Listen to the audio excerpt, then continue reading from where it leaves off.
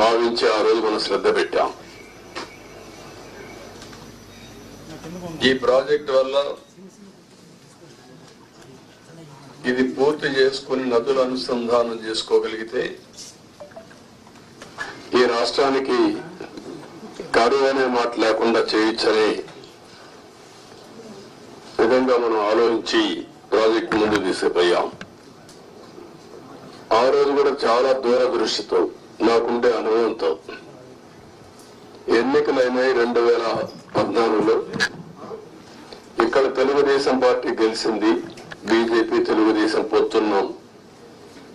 ఢిల్లీలో ఎన్డీఏ వచ్చింది. నేను మొట్టమొదటిసారిగా రిక్వెస్ట్ చేసింది, ఎందుకంటే నేను విజువలైజ్ చేశాను కాబట్టి 7 మండలాలు తెలంగాణలో ఉన్నాయి కరువుకి ముంపు గురయ్యే మండలాలు. ఆ 7 మండలాలు గాని మనకి ఇవ్వకపోతే 2 రాష్ట్రాలు జూన్ 2వ తారీఖు నోటిఫై అవుతాయి. నోటిఫై అయిన తర్వాత మళ్లీ అసెంబ్లీ పోయి ఆ రాష్ట్రాలు ఒప్పుకుంటే తప్ప ఇది సాధ్యం కాదు.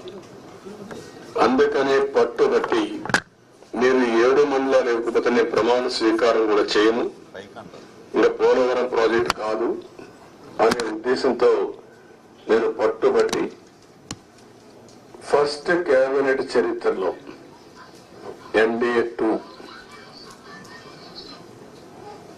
అసెంబ్లీలో మామూలుగా మెంబర్లంతా కూడా ఓట్ తీసుకున్న తర్వాత రెగ్యులర్ బిజినెస్ స్టార్ట్ అవుతుంది. మినిస్టర్స్ ని స్వేరింగ్ ఇన్ చేసి ఎంపీ ఓట్ తీసుకొని రెగ్యులర్ బిజినెస్ స్టార్ట్ అవుతుంది. అలాంటిది ఆర్డినెన్స్ ద్వారా ప్రెసిడెంట్ ఆఫ్ ఇండియాని కన్విన్స్ చేసి కొత్త ప్రభుత్వం ఆర్డినెన్స్ ఇవ్వాల్సిన అవసరం ఉండదు. ప్రెసిడెంట్ కూడా ఒప్పుకోడు. ఈ యొక్క అత్యవసర పరిస్థితిని ఆయనకు నచ్చజెప్పి ఒక కేబినెట్ మినిస్టర్స్ వెళ్ళి నచ్చజెప్పి తర్వాత కేబినెట్ పెట్టి ఈ యొక్క తీర్మానాన్ని పాస్ చేసి ఆర్డినెన్స్ తీసుకొచ్చి అది యాక్సెప్ట్ చేసిన తర్వాత పార్లమెంట్ సమన్ చేశారు. దానివల్ల 7 మండలాలు మనకు వచ్చాయి. ఆ 7 మండలాలు వచ్చాయి కాబట్టి మనం ప్రాజెక్టు కట్టగలిగాం. అప్పటికే ఈ ప్రాజెక్టు చాలా, ఒక మాటలో చెప్పాలంటే అనేక సంక్షోభాలు ఎదుర్కొంది. 2500లో ఈ ప్రాజెక్టు రాజశేఖర రెడ్డి గారు ప్రారంభించడం, అప్పుడే అవకతవకలు చేయడం, కాంట్రాక్టుల్ని క్యాన్సిల్ చేయడం, అక్కడి నుంచి ప్రాజెక్టు ఆటకెక్కడం, అక్కడి నుంచి వాళ్ళందరూ కోర్టులకు వెళ్ళిపోవడం, ఇక్కడ కూడా land acquisition project central place లో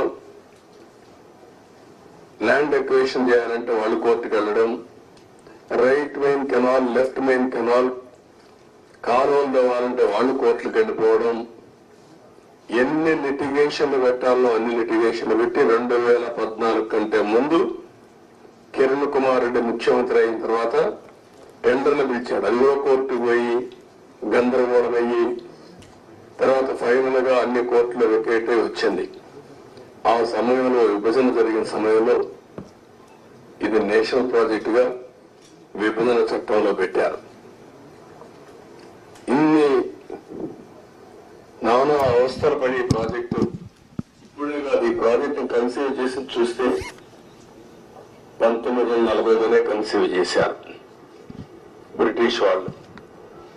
అప్పటి నుంచి ముందుకు వెనక్కి రావడం, అప్పుడు కూడా 300 టీఎంసీ నుంచి 700 టీఎంసీ ఇంకా హైట్ కూడా పెంచి కట్టాలని చెప్పి అనుకున్నారు.